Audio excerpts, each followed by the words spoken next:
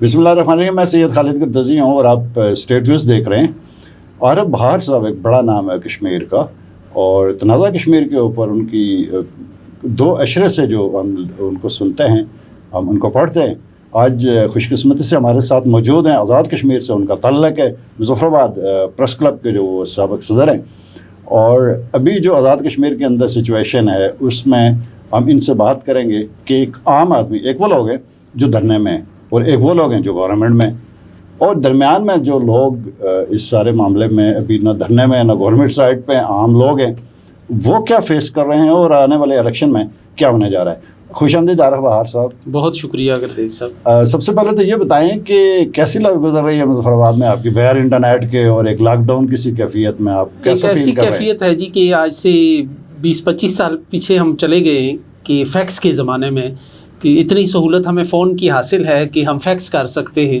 تو جو اس کے بعد کی ساری ترقی تھی وہ ترقی معکوس ہو کر رہ گئی اور ہم واپس فیکس کے زمانے میں, گو کہ ابھی شاید نکلے نہیں ہوں گے. میں نے بھی اپنا جو رشین فیکس لیا تھا اس کو بھی دھو دھا کے صاف کر کے سجا دیا تھا. تو لیکن ہم کافی پیچھے چلے گئے ہیں, دنیا سے بے خبر ہیں, دنیا سے لا تعلق ہیں.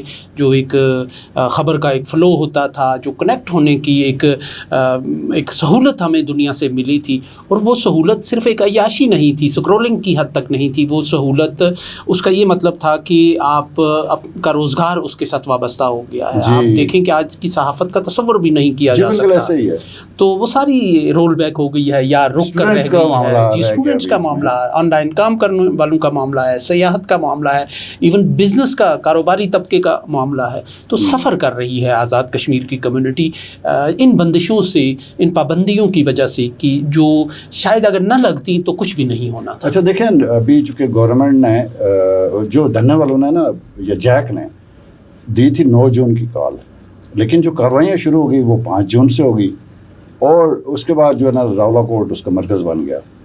تو مظفر آباد کی طرف انہوں نے مارچ کرنا تھا جہاں پہ آپ موجود ہیں, میرپور کے لوگ ان کے ساتھ اٹیچ ہو گئے.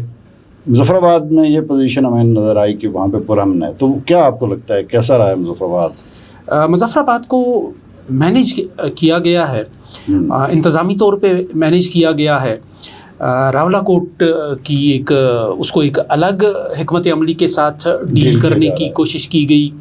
چونکہ ماضی کے ہمیں 2-3 سال کے جو تجربات ہیں, کچھ جو فارمولاز ہیں, وہی ہمیں اپلائی ہوتے ہوئے نظر آتے ہیں. لیکن ہوتا یہ ہے کہ بہت سی چیزیں بیک فائر کر جاتی ہیں, بہت سی چیزوں کا رد عمل ہوتا ہے. ہر فارمولا, ہر مائنڈ سیٹ, ہر ذہنیت ہر جگہ اپلائی نہیں ہوتی. کہیں لوگوں کی نفسیات کو دیکھا جاتا ہے, کہیں ان کی تاریخ کو دیکھا جاتا ہے, کہیں ان کے مزاج کو دیکھا جاتا ہے, تو پھر کوئی پالیسی بنتی ہے. تو یوں لگتا ہے کہ مظفر آباد کو مینیج کیا گیا, راولا کوٹ کو اس کے حال پر چھوڑ دیا گیا, اور ساؤتھ والی سائڈ بھی مظفر آباد چھوڑا. سر 42 صرف لاشیں جو جیک نے ابھی لسٹ جاری کی ہے اس کے مطابق 42 نوجوانوں کی لاشیں, اور پلس جو ہمارے سرکاری لوگ ہیں ان کے 5 آئی تھنک جو ہے نا جو بتا رہے ہیں.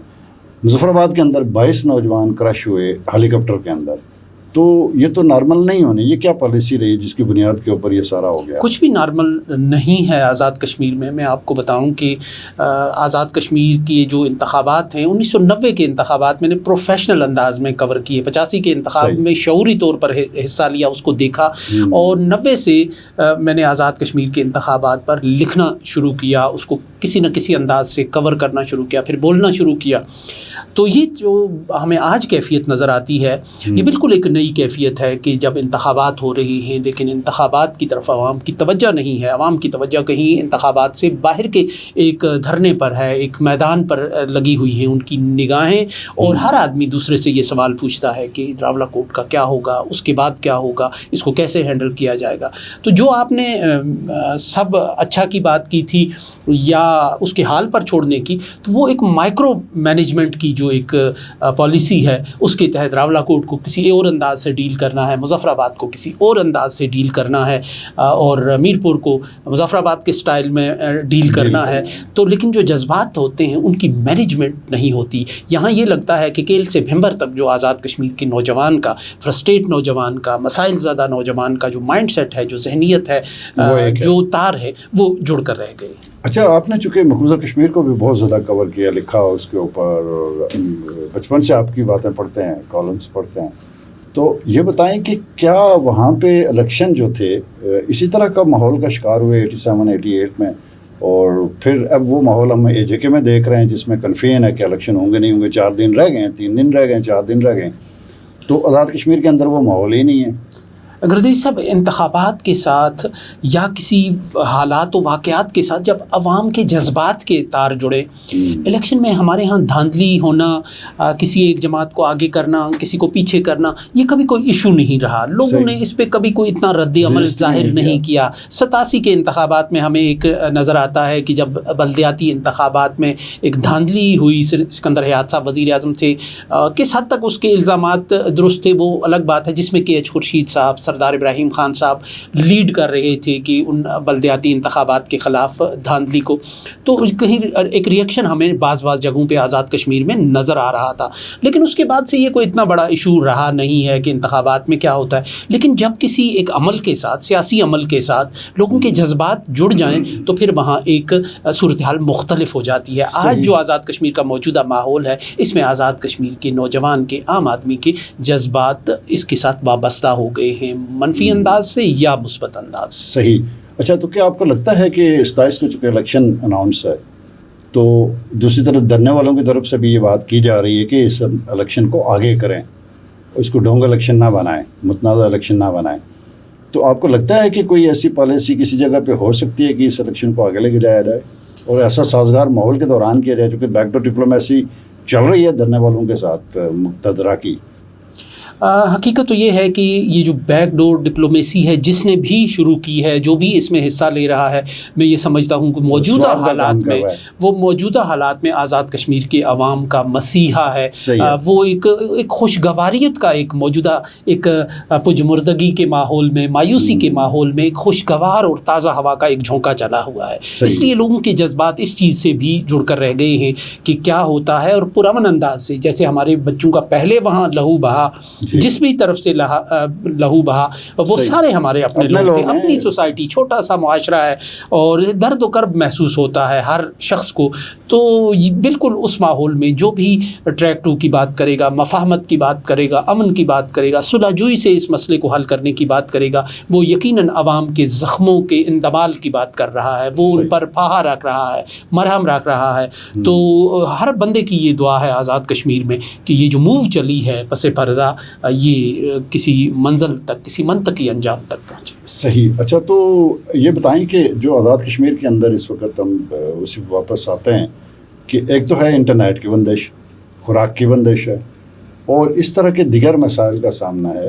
ہمارے ساتھ ایک بچی، اس کی بات چیت ہوئی، میں دیکھ رہا تھا کہ بہت زیادہ شیئرنگ رہی اس کی، علاقوں میں اس کے ویوز ہیں، اور بچی نے چھوٹی سی بات کی تھی کہ میں دھرنے میں یہ جو تھانے کے اندر بند لوگ ہیں ان کو ہم کھانا کھلا رہے ہیں پچھلے 3 دنوں سے، 30 دنوں سے 150 لوگ ہیں وہ. تو اس طرح کی کوئی نئی کہانیاں بنتی آ رہی ہیں. سہولت کار کا ایک لفظ بہت مشہور ہوا، BBC کی ہم سٹوری دیکھ رہے تھے کہ اس کے اندر انہوں نے معقول ٹیمیں، جو راولا کوٹ کی ایک ٹرم ہے وہ بڑی مشہور ہوئی ہے. تو کیا آپ کو لگتا ہے کہ عام جو لائف ہے نا وہ کتنی افیکٹ ہوئی ہے؟ آزاد کشمیر کی عام آدمی کے جذبات بھی متاثر ہوئے ہیں. ایک تبدیلی ہم نے دیکھی ہے پہلی بار کہ آزاد کشمیر کا نوجوان جو حالات سے لا تعلق ہوتا تھا، جو سیاسی معاملات سے بہت دور ہوتا تھا، اپنی رائے کے اظہار میں اس کو دلچسپی نہیں ہوتی تھی، اپنی حال مست اور مال مست کی ایک کیفیت مجموعی طور پر آزاد کشمیر کی سوسائٹی پر طاری ہوتی تھی. اس سے ہمیں آزاد کشمیر کی سوسائٹی باہر نکلتی ہوئی محسوس ہو رہی ہے. اور ان حالات کے نتیجے میں بھی ہمیں آزاد کشمیر کا وہ عام عام آدمی متاثر ہوتا ہوا نظر آ رہا ہے، جس کی مزریز کی کہانی ہمیں کہیں نظر نہیں آتی. یعنی وہ عام آدمی کہ جو سفر کر رہا ہے، انٹرنیٹ کی بندش کی وجہ سے سفر کر رہا ہے، بینکنگ کے نظام کی بندش کی وجہ سے، رکاوٹوں کی وجہ سے سفر کر رہا ہے.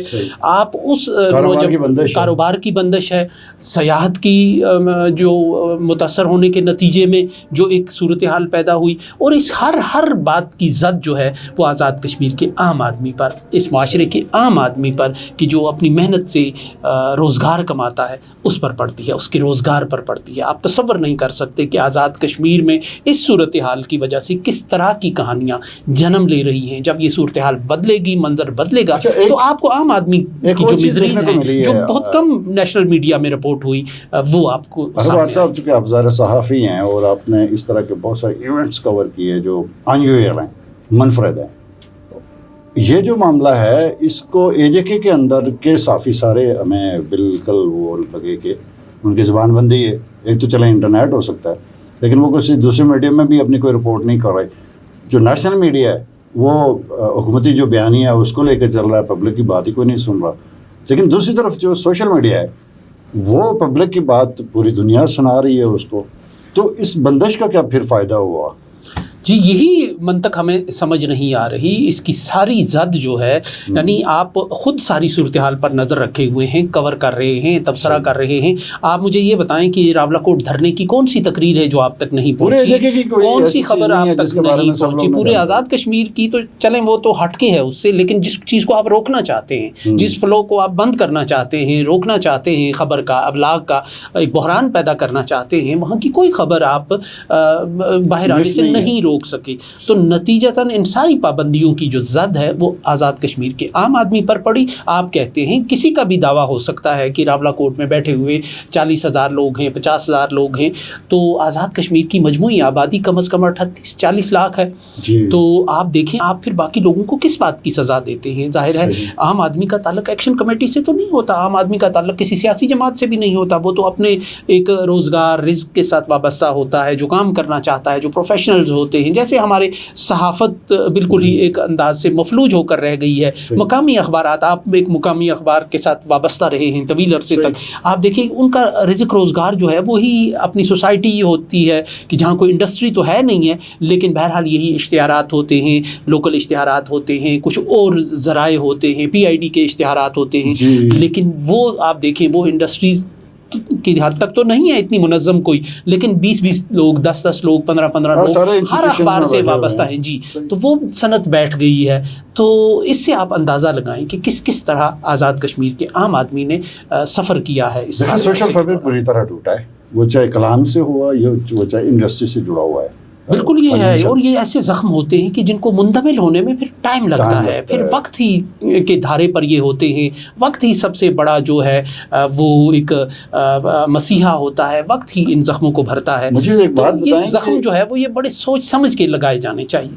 مجھے یہ بات بتائیں کہ جس طرح کے لوگ گھائل ہوئے ہیں روحانی طور پر، ذہنی طور پر، فکری طور پر، تو ایک تو آپ یہ بتا رہے ہیں کہ ان کو مندمل ہونے میں بہت ٹائم لگنا ہے، تو کیا یہ جو زخم ہے وہ کسی اور طرف بھی جا سکتا؟ نیا منظرنامہ کیا ہوگا؟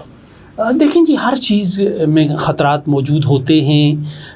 ہم تو ایک پر امید ہیں کہ یہ زخم بھرے جائیں گے اور ہمارے لوگ بڑے کشادہ دل لوگ ہیں. اگر کسی کی دل آزاری ہوئی ہے، اگر کسی کو زخم لگا ہے، اگر کسی کا کوئی عزیز رشتہ دار کسی کی وفات ہوئی ہے، کوئی زخمی ہوا ہے، کسی نے اور طرح سے سفر کیا ہے، تو اس کو وہ ایک نئے جذبے کے ساتھ وہ ایک اس تعمیر میں شروع ہو جائیں گے اور ایک عفو درگزر کا ایک رویہ اپنائیں گے. لیکن اب اس کے لیے آگے سنبھالنے والی آگے پالیسیز آپ کی ایسی ہونی چاہیے کہ آپ لوگوں کو سپیس دیں گے، آپ ان کی بات سنیں گے، آپ ان کو عزت دیں گے، آپ ان کو احترام دیں گے. ہر سوسائٹی کا جو مزاج میں نے کہا تھا کہ اپنا اپنا ہوتا ہے، تو اس سوسائٹی کا یہ پہاڑی علاقہ ہے، اس نے بہت سٹرگل کی ہے. آپ تاریخ اٹھائیں تو آپ کو پتہ چلے گا. تو ہر ایک علاقے کو ایک فارمولے سے آپ ٹیکل نہیں کر سکتے. پورے ملک میں یہ ہوتا ہے کہ کوئی اس طرح کے احتجاج ہوتے ہیں تو جب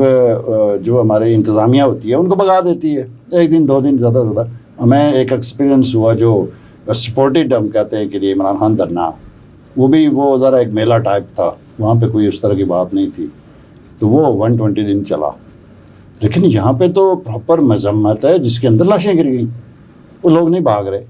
تو اس کی کیا ایک سائیکی ہے جو ذرا جو دوسرے صوبوں میں ہمیں دکھائی نہیں دے رہی. بالکل جی، وقت کرتا ہے پرورش برسوں، حادثہ ایک دم نہیں ہوتا. میں یہی بات لکھتا بھی ہوں، جو باتیں میں آپ سے کر رہا ہوں یہ کوئی ایسی باتیں نہیں ہیں. یہ پرنٹ میڈیا میں جہاں میرا کالم چھپتا ہے، 2-3 ملک کے موقر اخبارات ہیں، میگزینز ہیں، ان میں یہ میں ان خیالات کا اظہار کرتا ہوں کہ جب کسی تحریک کے ساتھ، کسی مطالبے کے ساتھ لوگوں کے جذبات جڑ جائیں تو پھر سوسائٹی کے ساتھ ساتھ جو طاقت ہیں، جو فیصلہ ساز ہیں، جو حکمران طبقات ہیں، ان کو اس کا احترام کرنا چاہیے. بصورت دیگر ایک ٹکراؤ ہوتا ہے، اور ٹکراؤ کا مطلب یہ ہے کہ طاقت کا استعمال ہوتا ہے جب آپ کے پاس کوئی متبادل حکمت عملی نہ ہو. اس کے نتیجے میں پھر کہانیاں ایسی جنم لیتی ہیں، وہ کہانیاں پھر بڑی روح فرسا ہوتی ہیں، وہ فرسٹریٹ کرنے والی ہوتی ہیں، وہ دیر تک یاد رکھنے والی ہوتی ہیں، زخم ناسور بن جاتے ہیں، اور اس کے نتیجے میں ایک دلدل وجود میں آتی ہے. ہم نے دیکھا ہے کہ کشمیر میں یہ ہوا کہ جب ڈاکٹر ربیہ سعید کو اغوا کیا، جو مفتی سعید صاحب کی صاحبزادی تھیں اور محبوبہ مفتی کی بہن تھیں، حریت پسندوں نے، JKLF کے لوگوں نے، تو اس وقت تک وہاں کے حالات نسبتاً پرامن تھے. 20-25 ملیٹنٹس اس سارے معاملے میں انوالو تھے. جب انہوں نے یہ کیا کہ جہاں جہاں ان کو اطلاع ملتی تھی کہ یہاں متوقع ہو سکتی ہے ربیہ سعید، تو انہوں نے رات کی تاریکی میں، برفانی راتوں میں لوگوں کو نکال کر برف میں کھڑا کرنا شروع کیا، سرچ شروع کر دی گھروں کی، اور پھر خانہ تلاشی سے جامع تلاشی تک بات پہنچ گئی. کشمیری ایک وقار کے ساتھ جینے کا عادی تھا، اس کو زخم لگا، اور یہ زخم پھر اس نے نہیں بھولا، اور اس بنیاد پر کشمیری پھر ان 20-25 ملیٹنٹس کے ساتھ وہ ایسے جڑے کہ پھر دہائیاں گزر گئی کہ پھر اب دنیا کا نقشہ ہی جو ہے اس ریجن کا وہ پھر بدل گیا. تو یہ ان چیزوں سے سیکھنا پڑتا ہے، سیکھنا ہوتا ہے. تاریخ سے سبق سیکھنے کی کوشش کی جانی چاہیے. سیکھتا تو کوئی بھی نہیں ہے، ظاہر ہے کہ جو ایک طاقت ہوتی ہے اس کی ایک اپنی نفسیات ہوتی ہے، اس کا ایک اپنا مزاج ہوتا ہے، لیکن بہرحال کوشش کرنی چاہیے کہ اس طرح کی کہانیاں جنم نہ رہے. اور بڑا خوبصورت رشتہ ہے پاکستان اور کشمیر. بالکل ایسے ہی ہے جی، بالکل ایسے ہی ہے. ہر سرد و گرم میں پورا اترا ہے یہ رشتہ. آپ زلزلے کو دیکھیں، آپ آفات کو دیکھیں، آپ پاکستان میں کوئی مہاجرین کنٹریبیوشن کی ضرورت ہوتی ہے، دونوں طرف سے ایسا ہے. کشمیری کرتے ہیں، پاکستان کے لوگ کرتے ہیں. یہ تو ایک ہمارا ایک سماجی ایک رشتہ ہے، ایک عقیدے کا رشتہ ہے. ہر لحاظ سے ہم جو ہے بالکل ایک دوسرے کے ساتھ جڑے ہوئے ہیں، وابستہ ہیں ہم لوگ. بہت شکریہ عرب بار صاحب اسٹیٹ ویوز کا ٹائم دینے کے لیے. امید کرتے ہیں کہ اللہ تعالیٰ اس ماحول سے ہمیں نکالے اور ہم دوبارہ ایک پرامن اور خوبصورت جو ایج ہے اس کو انجوائے کر سکیں. بہت شکریہ خالد.